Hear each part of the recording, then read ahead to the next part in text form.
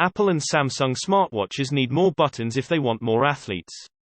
Earlier this week, Samsung announced the Galaxy Watch 5 Pro.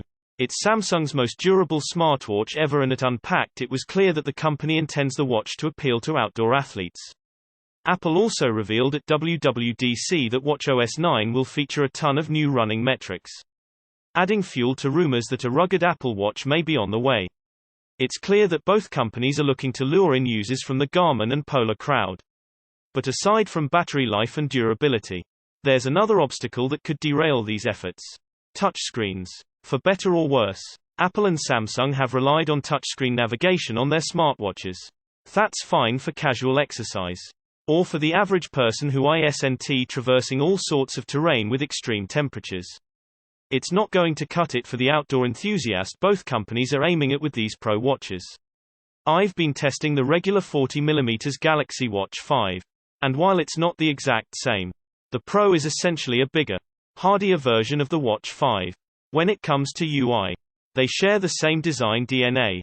That concerns me. On the few runs I've gone on with the Watch 5 thus far, it's been challenging to swipe through screens mid-stride. That's because it's August, and as the famous Santana song goes, man, it's a hot one. I've got sweaty fingers and sometimes I need to hit pause so that I can rehydrate.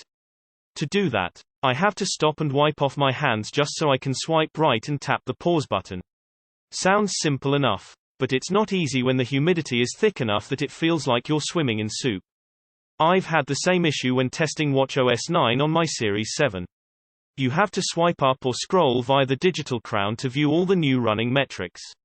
Many times, I've had to stop to successfully swipe through multiple menus just to view one of the new stats.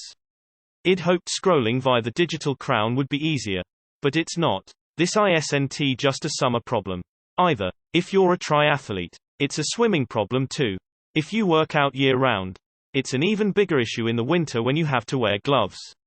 I've had plenty of touchscreen-compatible gloves before, but they've never been reliable on my phone, let alone on my smaller smartwatch screen. This is a non-issue when you use a Polar or Garmin sports watch. That's because physical buttons aren't thwarted by moisture or gloves. Once you get used to them, you can flip through menus without having to look down until you absolutely need to.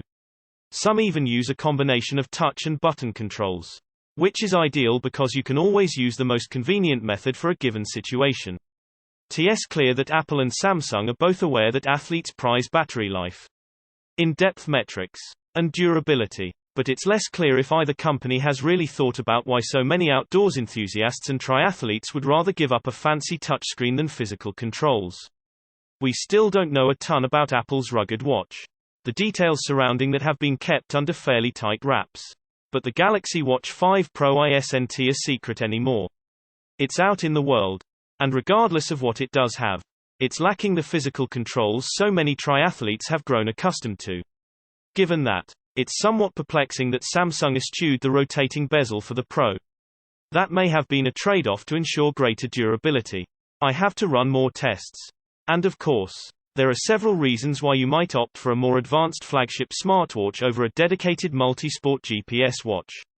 But these days, whenever I try to swipe on the Watch 5 or Series 7 with my sweaty digits, I often wish I'd worn my Garmin instead. Source reposted and summarized from Victoria Song at The Verge.